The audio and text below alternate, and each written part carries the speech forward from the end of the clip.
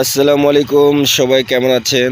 ধান উঠে গেছে, এখন নতুন ফসল লাগানোর জন্য আবার চাষিরা এই যে চষা হচ্ছে, বুই চষা হচ্ছে। দেখুন, ওই যে গাড়িটা দেখছেন, এটাকে পাওয়ার টিলার না কি বলে আমি ঠিক জানি না। এটা দিয়েই এই মাটিগুলো এইভাবে খনন করে রাখবে, 2-3 বার এরকম করবে, তারপরে এখানে সার ওষুধ দিয়ে নতুন চাষ শুরু করবে।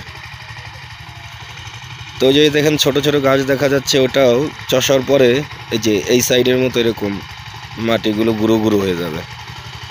চাষের ক্ষেত্রে মাটি যত গুঁড়ো করতে পারবেন তত ভালো হবে।